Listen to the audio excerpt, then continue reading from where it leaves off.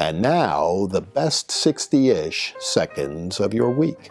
The news this week, of course, was dominated in large measure by the decision of President Trump to take out Soleimani. You're not going to hear me calling him general this week. A known terrorist identified as such by the Obama administration. And the reaction politically here in this country to that. Ordinarily, you would have thought that the decease and demise of a known killer, a vowed threat to the United States, and somebody who had the blood of not only hundreds of Americans, but thousands of his own people on his hands, would not have been cause for great concern among Americans, that we would have believed that the world was safer and better off without him. But just listen to what the Democratic presidential contenders had to say. Joe Biden, who's caught in a trap because the left is attacking him for his position in support of the Iraqi war, comes out and attacks Donald Trump for so doing. But he was the moderate voice in that crowd. Bernie Sanders likened what President Trump did to Vladimir Putin killing student demonstrators. Imagine the moral equivalency of that. And Elizabeth Warren, always one to go for the nuttiest theory around, suggested that this was a wag the dog moment for Donald Trump, an opportunity to get away from impeachment by doing what he did to Soleimani. This week, the Democrats have their final debate before the Iowa caucuses, and it will be very interesting to see whether or not the national media tries at all to flesh out whether or not there are any Democratic candidates who believe that military force is still a viable option in dealing with international terrorists, or whether we're simply relegated to policies of appeasement based upon conversations and more diplomacy.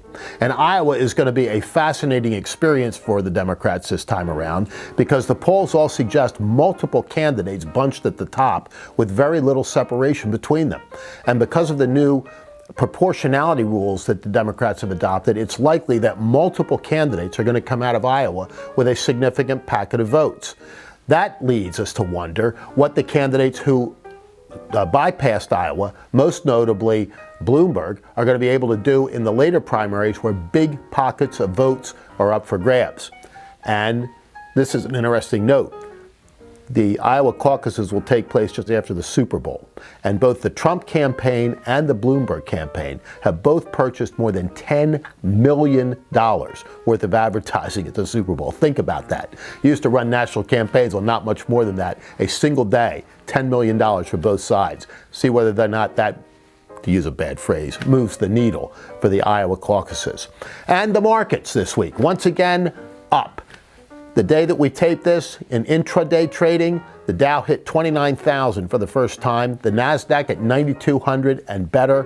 And as a little side note, Tesla this week became the world's most valuable automaker.